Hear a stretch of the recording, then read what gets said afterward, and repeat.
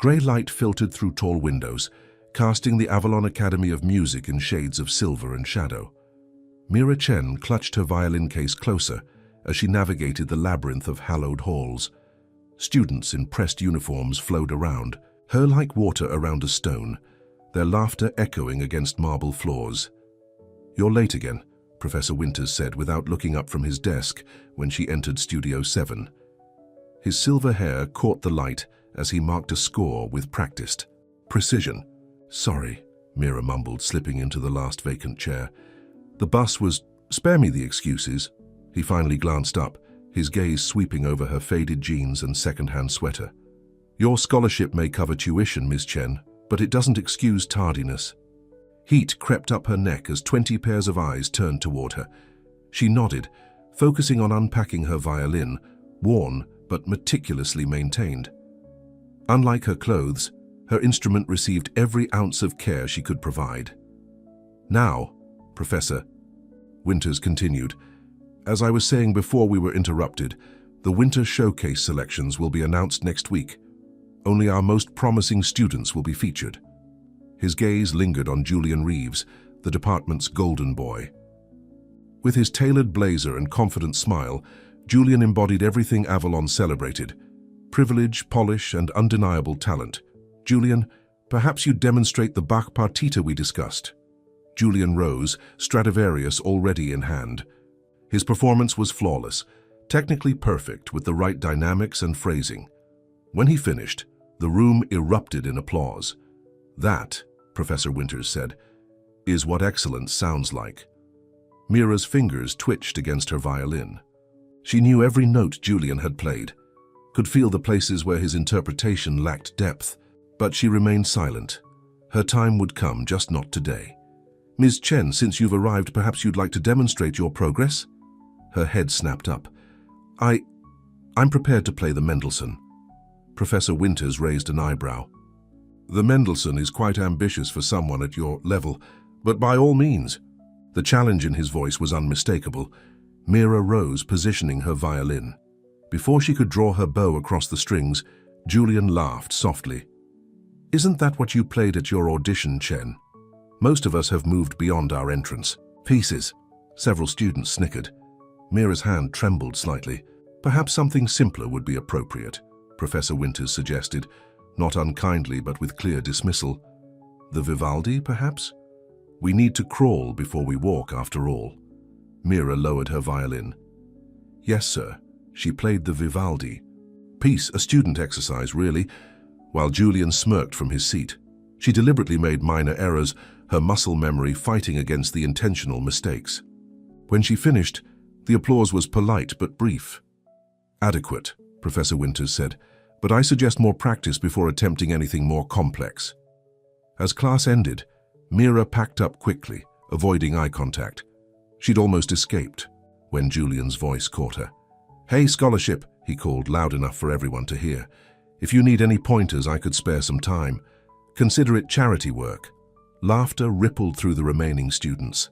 Mira hurried out, clutching her case like a shield. Outside, against the academy's stone wall, she closed her eyes and breathed deeply. Just 2 more years. 2 more years of hiding, of playing below her abilities. Then she could escape to a place where her past wouldn't follow her.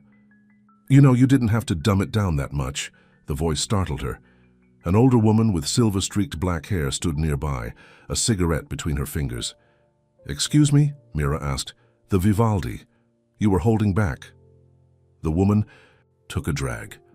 "I'm Elaine Park, percussion department. I wasn't—" "Save it, kid. I recognize a fellow faker when I see one." She flicked ash onto the ground. "Question is why?" Mira adjusted her backpack. "I don't know what you're talking about." Elaine laughed. "Sure you don't. See you around, Chen." Mira watched her walk away, unnerved that someone had seen through her performance. She needed to be more careful.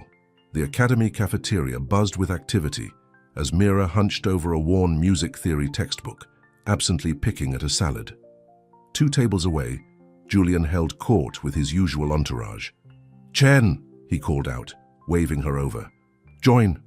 "Hus?" She hesitated, then reluctantly approached their table. Julian grinned. pulling out a chair beside him with exaggerated courtesy. "We were just discussing the winter showcase," he said. "Professor Winters basically confirmed I'll be performing the Tchaikovsky." "Congratulations," Mira murmured. Across the table, Vanessa Wright, cellist and Julian's sometimes girlfriend, twirled her pearl bracelet. Julian's practically guaranteed the Archer competition nomination too. The Archer competition, every music student's dream. International recognition, a $100,000 prize, and a recording contract. Mira's heart raced at the mention, but she kept her expression neutral. "You've heard of it, right?" Julian asked, his tone suggesting she might not have. "Only the best from each prestigious academy gets nominated." "I've heard of it," Mira replied quietly. "Julian's been training for it since he was 10, Vanessa continued proudly. "His father personally studied with Itzhak Perlman." Julian smiled with practiced modesty. "Winters says I'm Avalon's strongest candidate in years." "What about you, Chen?" asked Thomas, a pianist with an impressive pedigree. "Any competitions in your future? Maybe something more accessible?" "Community outreach programs always need performers," Julian suggested, his smile not reaching his eyes. "Great practice for beginners." Mira stood abruptly. "I should get to practice." "Don't work too hard," Julian called after her. "Some people just aren't cut out for the spotlight." Their laughter followed her out of the cafeteria. In the hallway, she nearly collided with Professor Winters. "Ms. Chen," he said, adjusting his glasses. "A word." She followed him to his office, a space dominated by awards and photographs with famous musicians. He gestured for her to sit. "Your technique has improved," he said, surprising her, "but you're not connecting with the music." "I'm trying, sir. Not hard enough." He steepled his fingers. "I've reviewed your application. Your background is unconventional." Mira stiffened. "Does that matter?" "It shouldn't," he conceded. "But this is a competitive field. Students like Julian have advantages, connections, resources, proper training from an early age." She bit her tongue to keep from responding. "I'm telling you this as a kindness," he continued. "Set realistic expectations. Not everyone is destined for greatness." The dismissal stung worse than Julian's taunts. "Is that all, Professor?"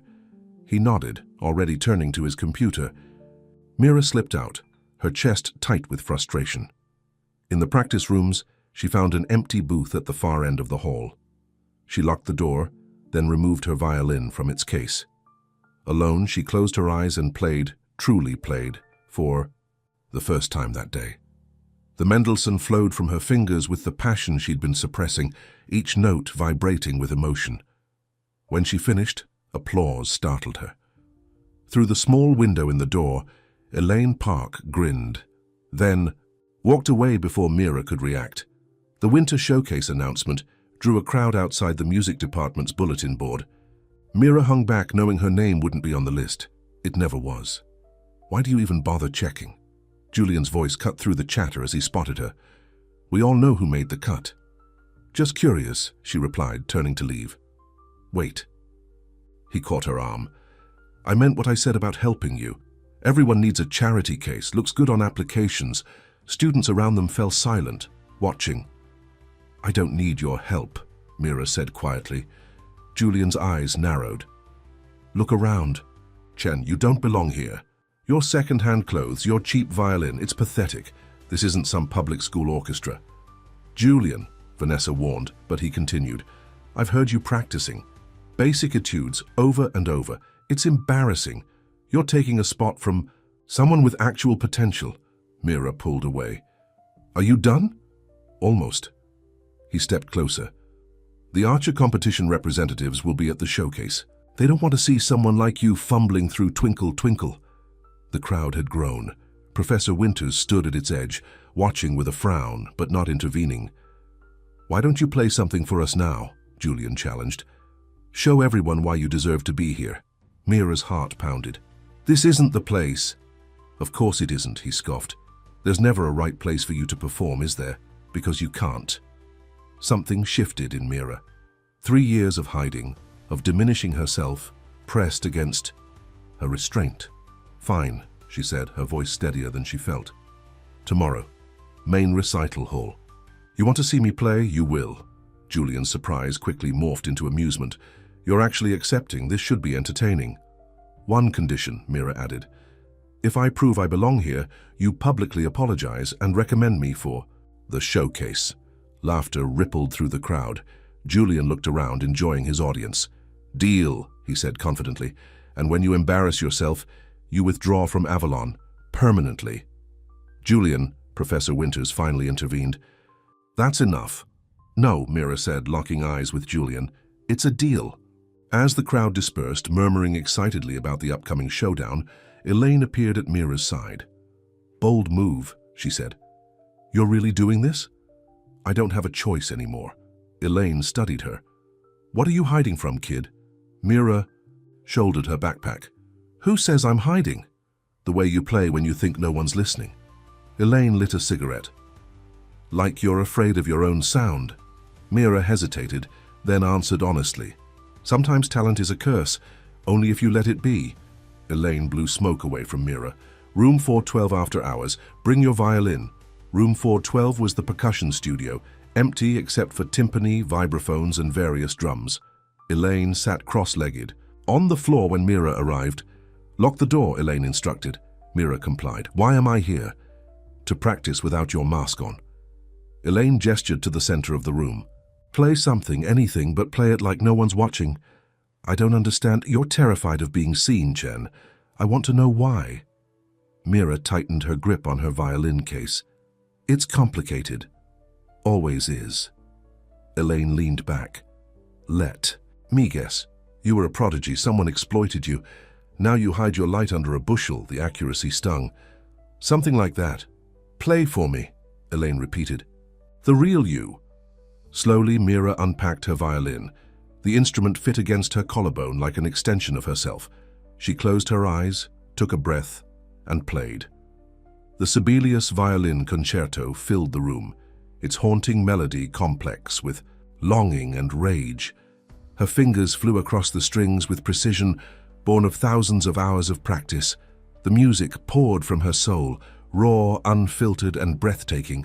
When she finally lowered her bow, her cheeks were wet. Elaine sat, motionless. Jesus Christ, the older woman whispered. You're her. Mira tensed. Who? Emma Chen, the child prodigy who disappeared 5 years ago after the Beijing International Competition. Mira turned away, hastily wiping her eyes. That was another life. What happened?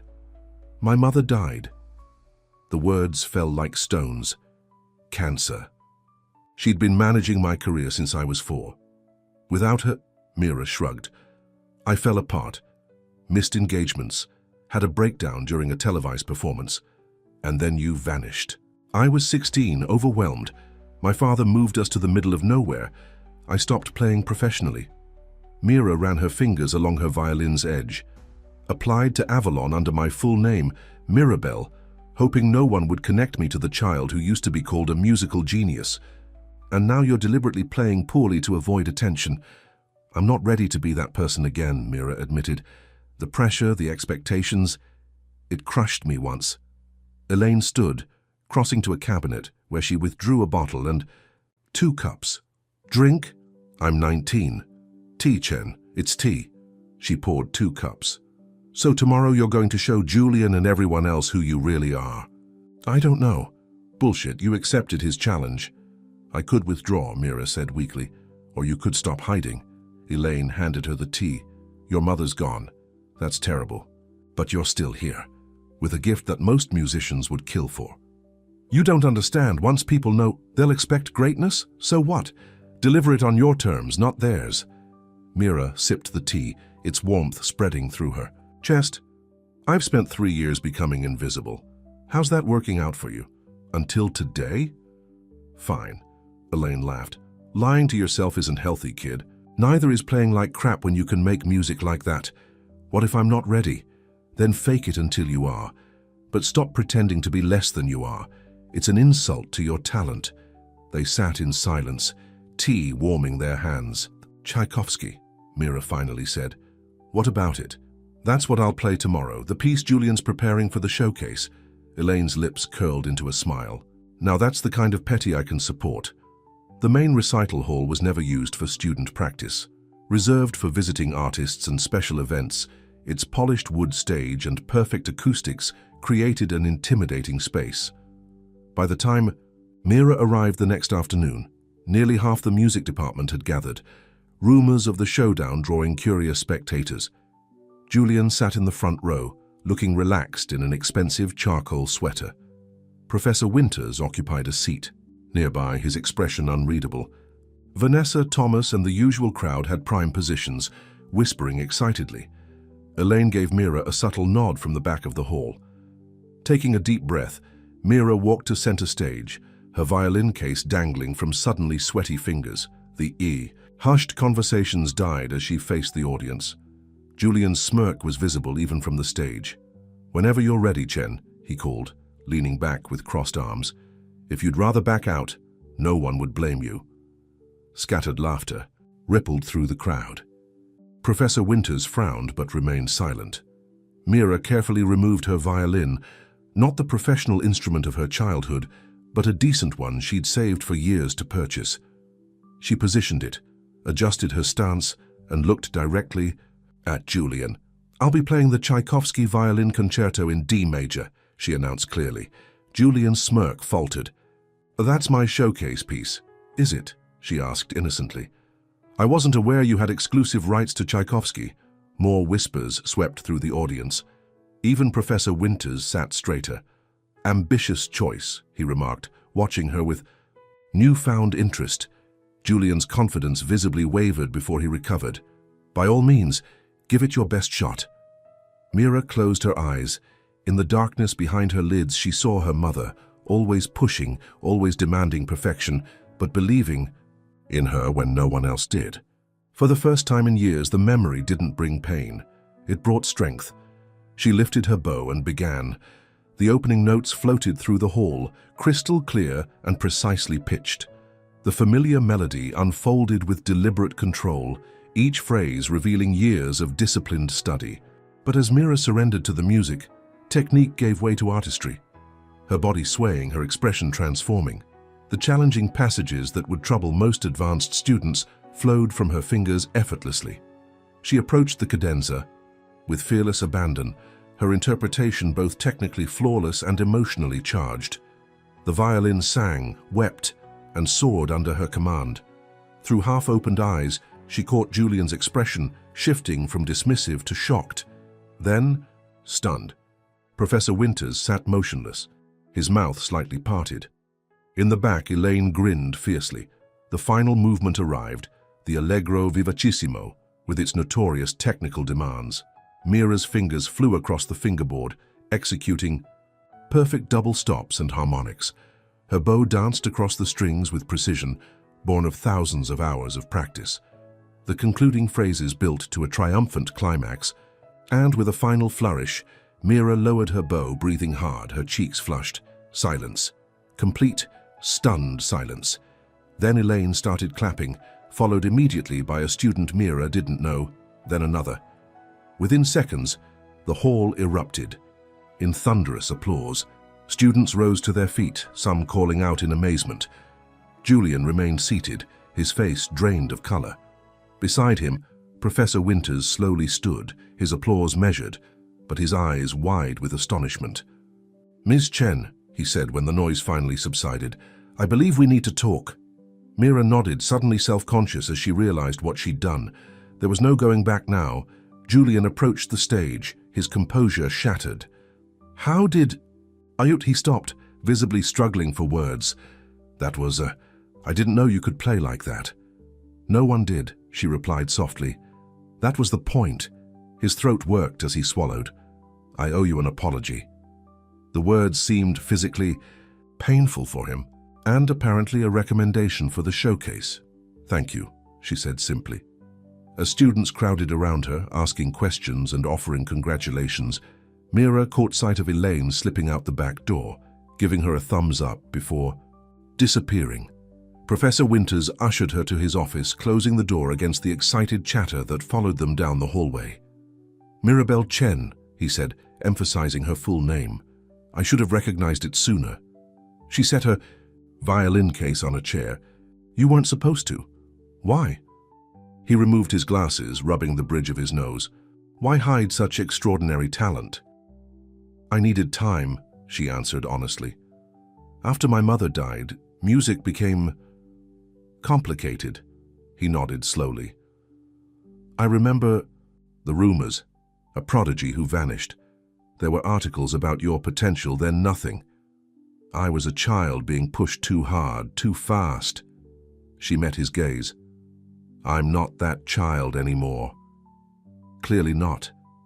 He replaced his glasses. What you did today. I've rarely heard such mastery from someone your age. The archer competition. No, she interrupted. I'm not ready for that spotlight. After what I just heard, I disagree. Mira shook her head. I played today because I had to. But returning to competition, to performing professionally, I need to do it on my terms when I'm ready. The showcase then, he suggested. A smaller stage. The beginning of your return. She considered this. Maybe. But I need your word that my background stays private for now. That may be difficult after today's performance. Try, she insisted. If word spreads that Monsieur Chen has resurfaced, I'll be hounded by old contacts, critics, expectations I'm not prepared to handle. Professor Winters studied her for a long moment. Very well. For now, you're simply Mira Chen, an exceptionally talented student, but you can't hide forever. So I'm not hiding anymore, she corrected him. I'm choosing my path. The Winter Showcase program listed Mira Chen alongside Julian Reeves and 5 other top students. Her name, printed in simple black text, represented both an end and a beginning. Backstage, Julian adjusted his bow tie with shaky fingers. Nervous? Mira asked, surprised to find him alone. He laughed humorlessly. I'm performing after you. How do you think I feel? It's not a competition. Everything's a competition. He turned to her. Where did you learn to play like that? Who taught you? She considered lying, then decided against it. I've had many teachers. Started when I was 3. 3, he repeated. And here I thought beginning at 5 gave me an edge. Julian, she said carefully, you're extremely talented. Don't compare yourself to me or anyone else. Easy for you to say. Bitterness edged his voice. You're a natural. No such thing. She touched her violin case. Just years of work that no one saw. A stagehand called Julian's name. He straightened his shoulders. For what it's worth, Mira offered, your interpretation of the Tchaikovsky has technical elements I struggle with. He looked at her skeptically. You're lying to make me feel better. I'm acknowledging another musician's strengths. She stepped back. Break a leg out there. His performance received enthusiastic applause. Mira's standing ovation. Professor Winters introduced her simply as a remarkable new voice at Avalon, with no mention of her past. As she took her final bow, she spotted Elaine in the audience, clapping with uncharacteristic enthusiasm. Something loosened in Mira's chest. A knot of tension she'd carried for years, finally beginning to unravel. 6 months later, Mira set a stack of music on the piano in her apartment while her father prepared dinner in the kitchen. More students? He asked, glancing at the sheets. You're becoming quite the teacher. Just 3 so far, she replied, but they're dedicated. He smiled, the lines around his eyes crinkling. Your mother would be proud, you know, of teaching rather than performing, of you finding your way back to music on your own terms. The doorbell rang. Mira opened it to find Elaine holding a newspaper. Have you seen this? The older woman demanded, thrusting it toward her. The art section featured a headline, Former Prodigy M. Chen to Judge Regional Youth Competition. Professor Winters suggested it, Mira explained, inviting Elaine in. I said yes. So you're coming out of hiding officially? Taking small steps. Mira folded the paper. I'm teaching now. Mentoring young musicians. Elaine laughed. At 19. I've been where they are. True enough. Elaine sniffed appreciatively at the cooking smells. You're not performing yet? I am, actually. Mira led her to the living room where a flyer lay on the coffee table. Chamber music series, low-pressure, supportive environment. With Julian Reeves, Elaine read from the flyer, eyebrows raised. That's unexpected. He's changed. Or maybe I have. Mira shrugged. We push each other to improve. And the archer, competition, Winters must be pressuring you. He is, Mira admitted, maybe next year. For now, I'm building the foundation for a career that won't collapse under pressure. Elaine nodded with approval. Smart kid. From the kitchen, Mira's father called that dinner was ready. You know, Elaine said as they moved toward the dining room, there's a difference between hiding your light and protecting it while it grows stronger. I'm learning that, Mira replied. Every day.